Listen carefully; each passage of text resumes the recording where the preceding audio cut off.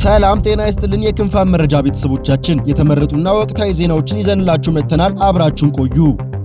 በጦርነቱ ላይ ተሳታፊ የነበሩት የትግራይ ኃይል አባላት በዛሬው ቀን በመቀሌ ዋና መንገዶች ላይ የመብት ጥያቄ አንስተው ሰላማዊ ሰልፍ ሲያካሂዱ የዋሉ ሲሆን አንድ ጀነራል በቁጥጥር ስር መዋላቸውና ከከፍተኛ አመራሮች ጋር ውይይት መቀመጣቸው ተሰማ። የኢትዮጵያ ዜጎች ለማህበራዊ ፍትህ ኢዜማ የሚጠበቀው ሀገራዊ ምክክር ኮሚሽን የሥራ ውጤትና መጪው ምርጫ በማለት መግለጫ ሰጥቷል። አልሲሲ በጋዛ የተኩስ አቁም ስምምነት ላይ ትራምፕ ለተጫወቱት ሚና የግብፅን ከፍተኛ የክብር ሽልማት ሊሰጧቸው ነው።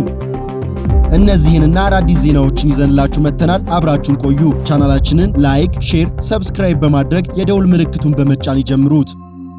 የትግራይ ኃይል አባላት ዛሬ ሰኞ ጥቅምት 3 2018 ዓ.ም ከጧቱ 2 ሰዓት ተኩል ጀምረው የመብት ጥያቄ አንስተው በከተማዋ ዋና መንገዶች ሰላማዊ ሰልፍ አካሂደዋል። ሰልፈኞቹም ቁጣ ባዘለ ድምጽ የደሞዝና ጥቅማ ጥቅም ጥያቄ ይመለስ፣ የሰራዊቱ ጥያቄ የማይመልስ አመራር የሌላውን ህዝብ ጥያቄ መመለስ አይችልም፣ የሰራዊቱ ድምጽ ይሰማ፣ ሰላምን እንሻለን፣ ክብር ለሰራዊቱና ለተሰዋ ቤተሰብ አባላት የሚሉና ሌሎች መፈክሮችን አሰምተዋል። ሰላማዊ ሰልፈኞቹ መፈክራቸውን እያሰሙ ወደ ትግራይ ጊዜያዊ አስተዳደር የፕሬዝዳንት ጽህፈት ቤት ቢሮ ቢሄዱም ፕሬዝዳንቱን ማግኘት አልቻሉም። ጥያቄያቸውን ሰምቶ መልስ የሚሰጥ ኃላፊ በማጣታቸው የተቆጡት ሰልፈኞቹ ከቀኑ 7 ሰዓት እስከ 11 ሰዓት ከመቀሌ ወደ አሉላ አባ ነጋ አውሮፕላን ማረፊያ የሚወስደውን ዋና የመኪና መንገድ በድንጋይና በአካል ዘግተው ውለዋል። የሰላማዊ ሰልፈኞቹ ተወካዮች ከጊዜያዊ አስተዳደር ከፍተኛ አመራሮች ጋር ለውይይት መቀመጣቸውን ተከትሎ የተዘጋው መንገድ መከፈቱን ቲክቫ ኢትዮጵያ ከመቀለ ቤተሰብ አረጋግጧል። በተጀመረው ውይይት የጊዜያዊ አስተዳደሩ ፕሬዝዳንት ሌተናል ጄኔራል ታደሰ ወረደ መገኘትና አለመገኘታቸውን ማረጋገጥ አልተቻለም። ይህ ዛሬ የተጀመረው የቲዲኤፍ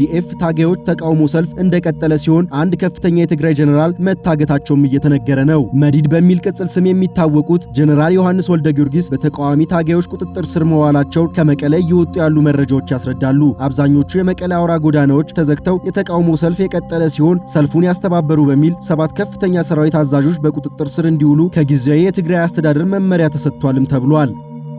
የኢትዮጵያ ዜጎች ለማህበራዊ ፍትህ ኢዜማ በዛሬው ዕለት ጥቅምት 3 2018 ዓ.ም የሚጠበቀው የሀገራዊ ምክክር ኮሚሽን የሥራ ውጤት መጪው ምርጫ በማለት መግለጫ ሰጥቷል። የመግለጫውን ሙሉ ቃል እንደሚከተለው ይነበባል። የሚጠበቀው የሀገራዊ ምክክር ኮሚሽንና የሥራ ውጤት መጪው ምርጫ ሀገራችን ኢትዮጵያ በረጅም ጊዜ የሀገሯ ታሪክ ምንም መንግስት በሌለበት ስርዓት አልበኝነትና የመጠፋፋት ሂደት ውስጥ አልፋለች። በተለያየ ጊዜ በየአካባቢው ባሉ ትናንሽ ባላባት መንግስት ስርዓት ስር አልፈን ግዙፍና ጠንካራ ሀገርና መንግስት እንዲሁም ድንበር ተሻጋሪ ንግድ ልውውጦችን ያሉበትን ስልጣኔ መስርተናል። በዚህ የታሪክ ሂደት ህዝባዊ መንግስት እንዲመሰረትና ፍትሃዊነት እንዲሰፍን በርካቶች ታግለዋል። በተለይም ባለፉት 50 ዓመታት የመንግስት ስልጣንን በተወሰነ ደረጃ ቢሆንም ለማዋቀር ያለሙ ፖለቲካዊ እንቅስቃሴዎች ተደርገዋል። ይሁን እንጂ ንጉሳዊ ስርዓቱን የተካው የደርግ መንግስት ወደፊት የሚያይ የተገራና ለሁሉም እኩል የሆነ ዲሞክራሲ ስርዓትን መፍጠር አልቻለም። በህወሓት ወይም በኢህአዴግ ያገዛዝ ዘመን ደግሞ ማህበረሰቡ በጠባብ የዘውግ መለኪያ ብቻ የሚያይ አድሎ ስርዓትን ተፈጥሯል። ይህ ዘውግና የአድሎ ስርዓት ሰላምና መረጋጋትን ማምጣት ባለመቻሉ ውስጥ ባሉ ኃይሎችና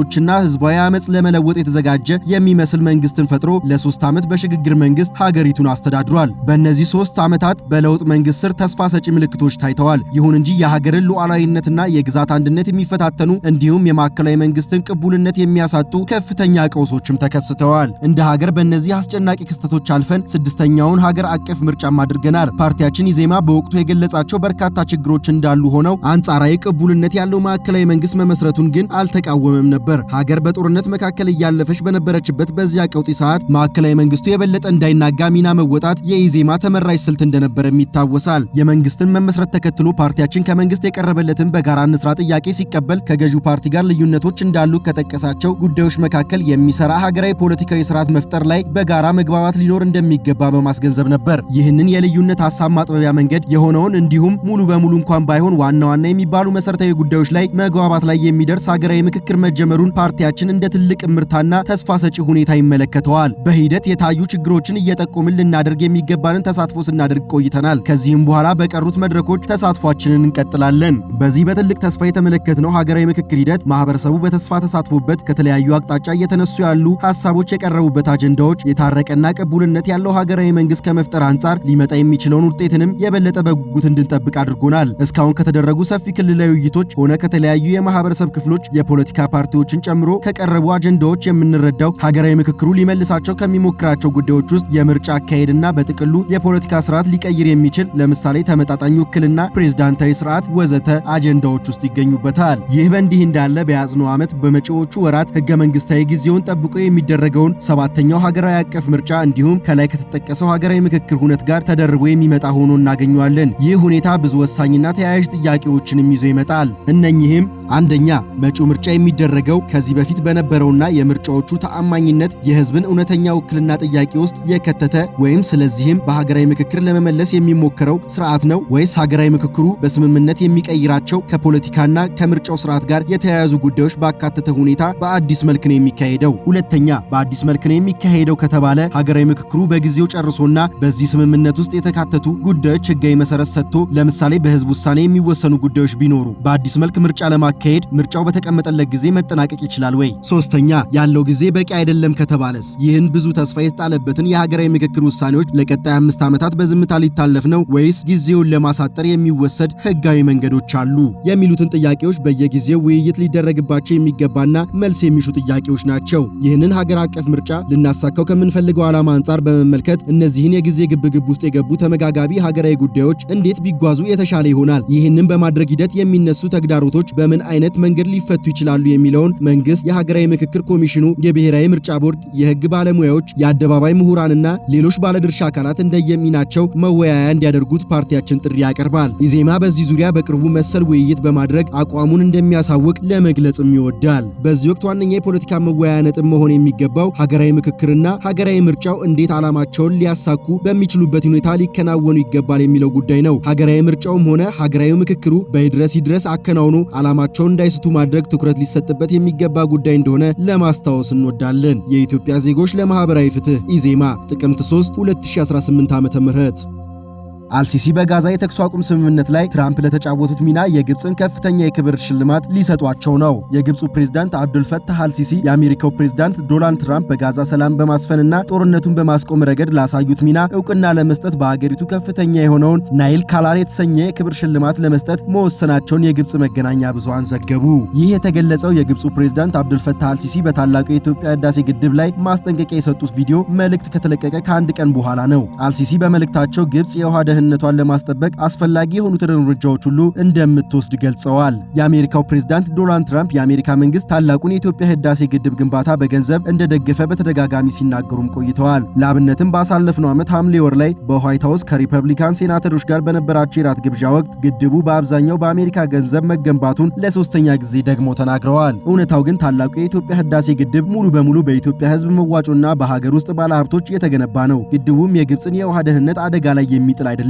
መቀመጫውን ለንደን ያደረገው ዘኒው አረብ የተሰኘ የዜና አውታር በሐምሌ ወር 2017 ዓ.ም እንደዘገበው የትራምፕ አስተዳደር በታላቁ የኢትዮጵያ ህዳሴ ግድብ ዙሪያ ያለውን አለመግባባት ለመፍታት አንድ ከፍተኛ የአሜሪካ ባለስልጣን ቆራጥ ጣልቃ ገብነት ሲሉ የገለጹት መፍትሄ አቅርበው ነበር። በምላሹም ግብፅ በእስራኤል በሚሊዮን የሚቆጠሩ ፍልስጤማውያንን ወደ ራፋ ድንበር አቅራቢያ ወደሚገኝ አካባቢ ለማዛወር ያላትን እቅድ እንድትደግፍ መጠየቋን ዘገባው አመላክቷል። በወቅቱ አንድ ከፍተኛ የግብፅ ዲፕሎማሲያዊ ምንጭን በመጥቀስ አልአረቢ አልጁዲን እንዳስነበበው ግብፅ አሜሪካ ባቀረበችላት ሰጥቶ መቀበል አልተስማማችም። አልሲሲ ለትራምፕ የሀገሪቱን ከፍተኛ ሽልማት ለመስጠት ማሰባቸው ይፋ የተገለጸው ግብፅ በፕሬዝዳንት አልሲሲና በአሜሪካ ፕሬዝዳንት ዶናልድ ትራምፕ በጋራ የሚመራው መጪው የሰላም ጉባኤ ለማካሄድ ከ20 በላይ የሚሆኑ ሀገራት መሪዎች ለመቀበል በምትዘጋጅበት ወቅት ነው። ናይል ካላር የግብፅ ከፍተኛና እጅግ የተከበረ መንግስታዊ ሽልማት ሲሆን ለግብፅ ወይም ለዓለም አቀፍ አገልግሎት ለሰጡ ግለሰቦች በፕሬዝዳንታዊ አዋጅ የሚሰጥ ነው። ቀደም ሲል ይህ ሽልማት ከተቀበሉ ዓለም አቀፍ ግለሰቦች መካከል የኢትዮጵያው ንጉሠ ነገሥት ቀዳማዊ አጼ ኃይለ ሥላሴ፣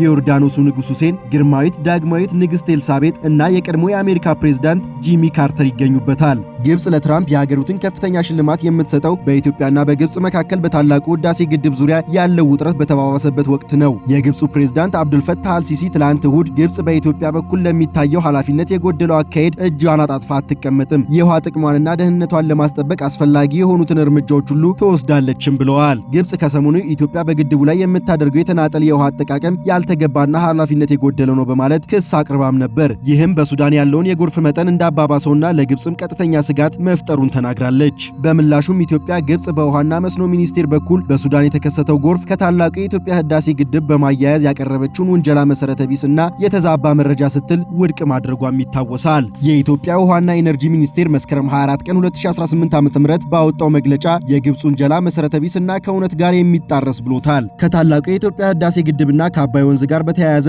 የግብጽ ተቋማት የሚያወጧቸው መግለጫዎች ሐሰት ዋና ማጠንጠኛቸው ሆኗል ያለው የሚኒስቴሩ መግለጫ ይህ ለረጅም ጊዜ የቆየው የግብጽ አዝማሚያ የቅርብ ጊዜ መገለጫዋ ደግሞ ከሰሞኑ ሀገሪቱ በውሃና መስኖ ሚኒስቴር በኩል ያወጣችው ሐሰተኛና እርስ በርሱ የሚቃረን መረጃዎች የተሟላ መገለጫዋ ነው ሲልም ገልጿል።